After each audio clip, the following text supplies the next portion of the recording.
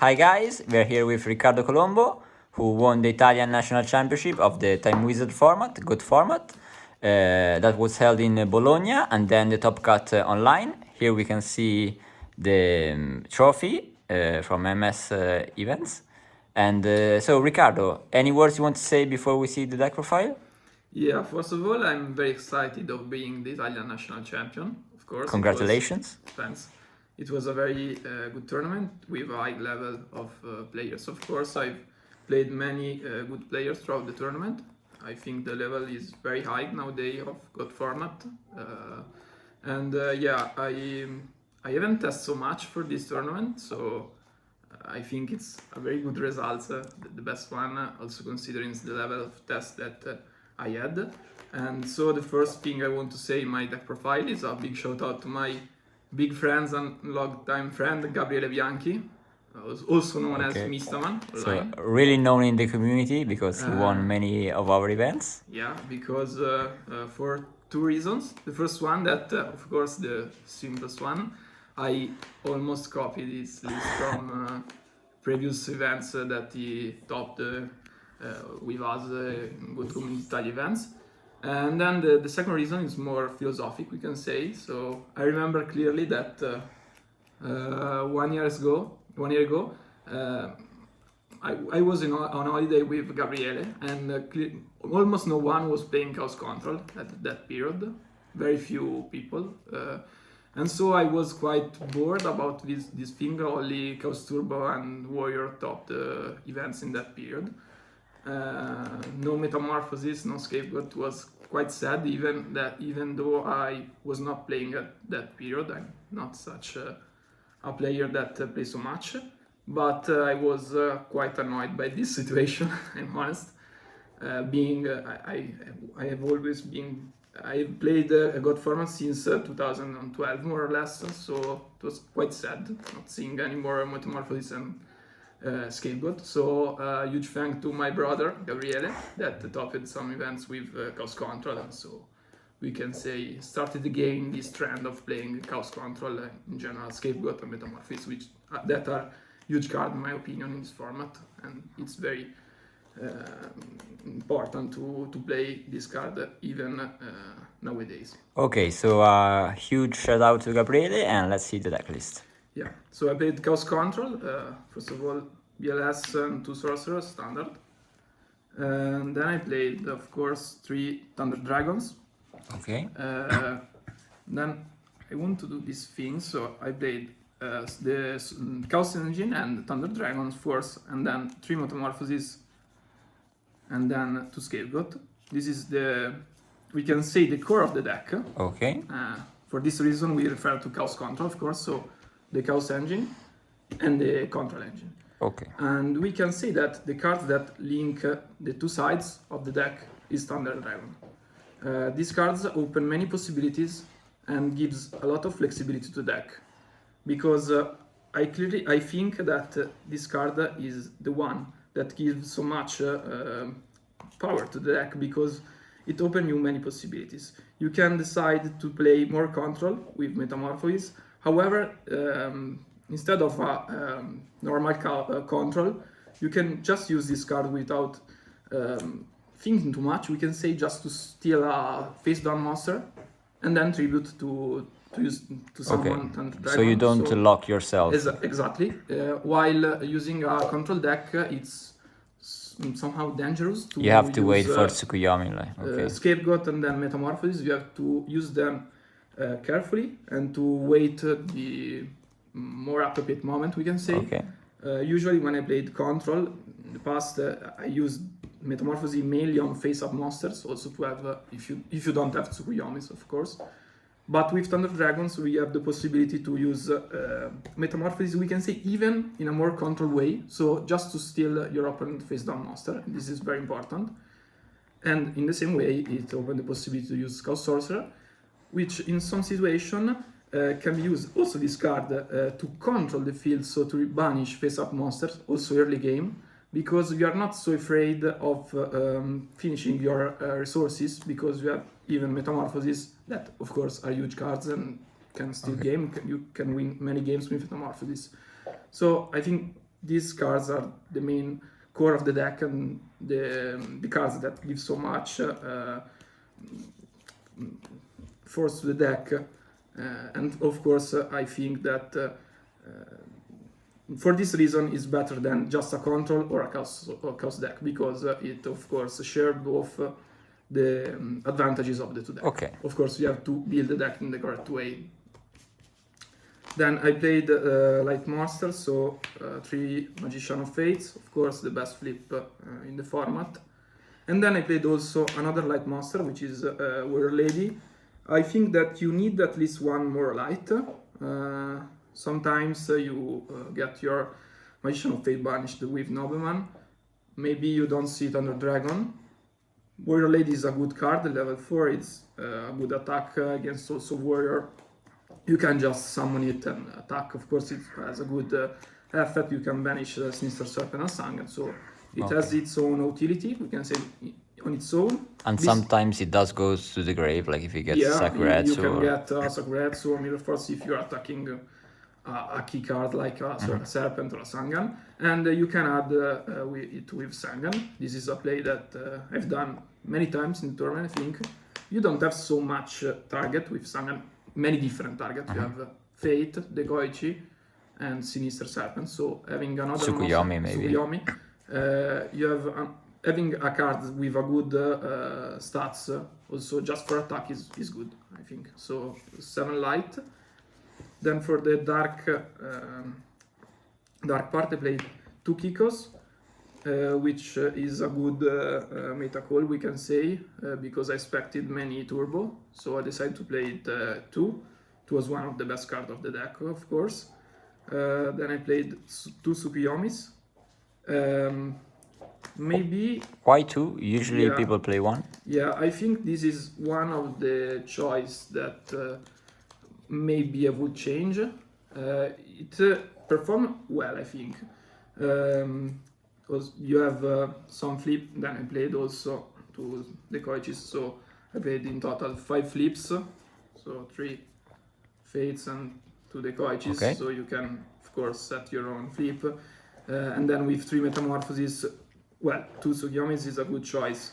Maybe sometimes you can draw 2, it's a bit sort of brick, but overall it was a good card. Were you expecting a lot of warriors also, maybe? Honestly, yes. I thought that I would encounter many warriors, but in the end I didn't play any warriors. Okay. So this is one of the cards that in the end I will say that probably I can think of changing one for something else. But I think that in the end the ratio between light and dark monsters was good, so if you want to change one Tsukuyomi, I would suggest to choose another dark monster. Then I played Sangan and Breaker for the dark monster standard. Okay. And then for the monster, light 2 water monsters, Staple. so Tribe and Sinister. For the spells I played Trinity, no explanation needed, I think. And then the limited cards, Snatch and Storm. Then also 3 Metamorphoses and 2 Scapegoat that I showed before. 2 Book of Moon, 2 Upstart Goblins and 2 Noblemas. Upstart Goblin was a good choice, just to, we can say, draw the key cards of your deck. Give consistency to the deck. Give consistency, your deck is a little bit faster, so to keep the pace of other decks like Turbo, it's a good choice. Maybe in some matchups I sided them out, so to side other cards more with more utility in that matchup. And then the Book of Moon is a good defensive card. Also consider that I'm in the 3 Royal Decrees. So you need some protection. Yeah, I need some protection, and of course Book of Moon in the end is a good card. Also against Snatch to book your own flip monsters, and 1000 dice in general is a good card. Okay. And then as a last trap I played the Ring of Destruction. Yeah, insane card. Just to steal some game is very good. Then for the side deck,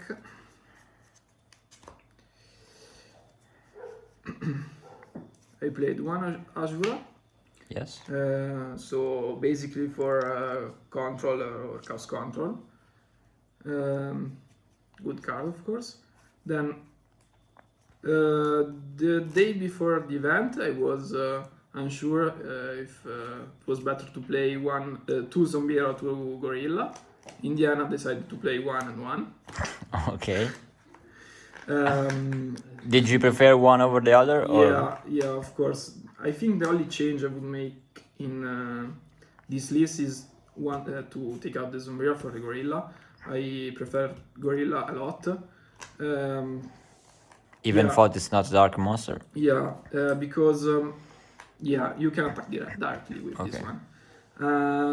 And this deck plays some monster with high attack, so Kaiku and the warrior lady. And so I think one strategy is just to attack, to deal many damages. So as a friend Enrico would say. Hi Enrico, if you are watching this, I thank you a lot. Big shout out also to him, because 2 days before the Top Cut tournament, so the top 16, I spoke to him and he said to me an important thing that we can say I tried to use also in the Top Cut. So he said to me, where you're in doubt, where you don't know what to do, just attack. Because in the end, the player who wins is the one that reduces the life points to 0. So, gorilla really simple but really effective. Yeah, also because nowadays no one is playing, not no one, but many people are not playing torrential tribute, and mirror force, so it's a nice strategy just to attack someone. Yeah, you should have some defensive play like Book of Moon.